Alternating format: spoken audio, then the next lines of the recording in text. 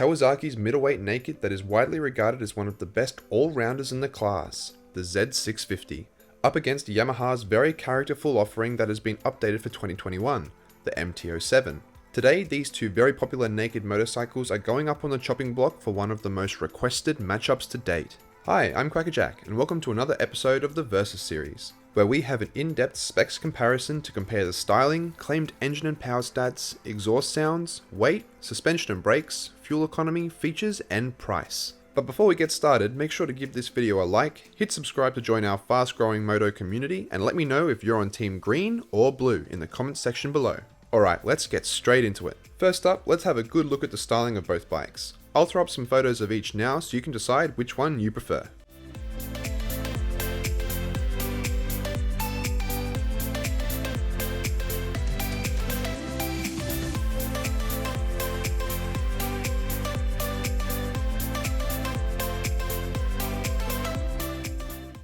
The Kawasaki features the same Sugome styling cues as its bigger brothers Z900 and Z1000, with the exposed trellis frame and taut athletic look, like it's ready to pounce. I was fortunate enough to take a 2017 model of the Z650 out for a day to ride and review, and you can find those videos on the channel too.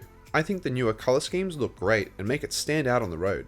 For 2021, Yamaha has refreshed their lineup of MT motorcycles with new looks, and the response has been divisive to say the least, with that new futuristic looking, sleek design. Love it or hate it though, it's there, and I will say that it definitely looks better in person than it does in photos. Styling is of course personal opinion, and mine is that the Z650 looks better. But what do you reckon? Alright, now to the engines. Both of these bikes do come in restricted or LAMS models, and I'll include those numbers too, but we will mainly be focusing on the full powered models. The Kawasaki Z650 is rocking a 649cc liquid-cooled parallel twin engine, which produces 67 horsepower at 8,000 RPM and 64 Nm of torque at 6,700 on the regular models. That's toned down to 50 horsepower at 8,000 RPM and 59 Nm at 6,500 on the LAMS models here in Australia. These numbers give the Kawi a 0 to 100 time of around 4.5 seconds, and it will push it to a top speed of around 200 km an hour. I can confirm that the motor is punchy and has a lot of really accessible power, especially down low in the range. It's a very unintimidating bike that would be very easy to live with and get the most out of on regular roads. The Yamaha MT-07 on the other hand has a larger 689cc liquid-cooled CP2 2-cylinder, with Yami's much loved 270-degree cross-plane crank. And on the LAMS model, that's toned down to 655cc here in Australia. The full power version pushes out 73 horsepower at 8,500 RPM and 67 Nm of torque at 6,500. And on the restricted one, it will be sitting close to 50 horsepower like the Kawasaki. Those numbers mean that the MT will reach 100 km an hour in around 4.5 seconds as well, and have a top speed of over 200 k's. The MT in the name of the Yamaha actually stands for maximum torque, and means that this is going to be a very characterful engine, with older models being famous for popping that front end very happily, even in third gear. Now, even though the new MT-07 in 2021 does have 1.5 less horses than the previous models, it does still win in the power department, having the bigger engine and producing 6 more horsepower and 3 more torque than the Kawasaki. Whether you'll notice that on the street, I'm not sure, and they do have very similar acceleration specs. Now, let's have a listen to the stock exhausts of both bikes.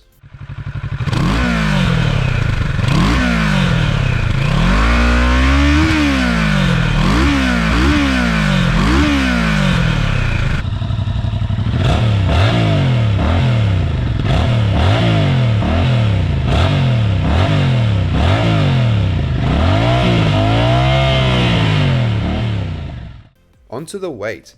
The Kawasaki has a wet weight of 188 kilograms, which is 4 more than the Yamaha, which comes in at 184. So in this department, the Yamaha also takes the win, being the lighter bike, if only slightly. Now we come to suspension and brakes. Both of these nakeds have garnered very positive feedback from reviewers, stating that they are both a hoot to drive and terrific as daily riders, while being able to absolutely rip through twisty roads on the weekend. For suspension, up front on the Kawasaki, you have a 41mm non-adjustable telescopic fork, and a horizontal backlink swing arm with adjustable preload at the back. It has got a seat height of 790mm and an upright and stable seating position. I'll also throw in the note that I felt as if I was sitting in the bike instead of on it during my time with it, and it was quite comfortable. As for brakes, at the front is dual semi-floating 300mm pedal discs with dual piston calipers, and a single 220mm pedal disc with single piston caliper at the rear. The Z650 is a very fun bike to take into corners, and I said in my review that I felt that the bike would almost fall into them. It has a very agreeable nature and doesn't fight you, happily carving through twisties with ease. Also keep in mind, while the Z650 Lambs model does come with ABS as standard here in Australia, in other parts of the world it's optional. Moving over to the Yamaha. Up front, again, you've got a 41mm telescopic fork and a single shock with adjustable preload and rebound at the back. It has a higher seat height of 805mm, but does still have the upright seating position. For the brakes, at the front you're equipped with two 298mm discs with 4 piston calipers and a 245mm disc with single piston caliper at the rear. The MT does come with ABS as well. With that taller seat height, you can expect a very nimble and quick turning bike that should be an absolute hoot on mountain roads. In terms of which handles better, it's hard to say, and both are quite similar in the fact that they are very beginner friendly. These are the kind of bikes you use for weekday commuting and weekend fun, and could be all the bikes someone would ever realistically need. That's helped by their upright naked ergos, and you can expect a comfortable but fun ride from either. If you're going to be using them as everyday commuters, you're going to want them to be good on fuel too. The Z650 does a pretty good job in this category by having a 15-litre tank and an average consumption of 23.38 km per litre. That gives it an estimated range of around 350 km per tank. The Yamaha has a slightly smaller 14-litre tank and an average consumption of 21.68 km per litre, giving it a range of around 300 km per tank. Of course, real-world use will vary, but in the fuel usage and range category, the Kawasaki takes the win. Now let's talk about features. Even though these could technically still fit into the beginner or new rider category, both have a decent amount of extras added onto them and you won't feel shortchanged by either. On the Kawasaki, the notable features include Tsugumi styling, assist and slipper clutch, LEDs including the Z pattern on a tail light, exposed trellis frame, 4.3-inch full TFT display with Rideology phone app connectivity, upgraded Dunlop tyres, and optional ABS elsewhere but standard here in Oz. Considering the price, which we'll come to shortly, that's a pretty good list of features. And the fact that it gets that fancy TFT, which is one of the best on the market right now, and phone connectivity, it's a real plus. With the Yamaha, you get new gen styling, including winglet style air intakes, those new projector LEDs and indicators, LCD instrument display, upgraded Michelin tyres, Euro 5 compliancy, and ABS. Both manufacturers have given their bike a high quality fit, finish and feel, and you won't be disappointed by either. However, in terms of features, I think the Kawasaki wins here, because of that better TFT display, having an assist and slipper clutch, adjustable levers, and that phone connectivity. Kudos to Kawasaki for throwing them all in. Now we come to price, and both of these machines offer really great value for money in my opinion. Here in Australia, the Kawasaki Z650 has a right away price of 11,636 Australian, though it should be noted that only the Lambs model is available on their website.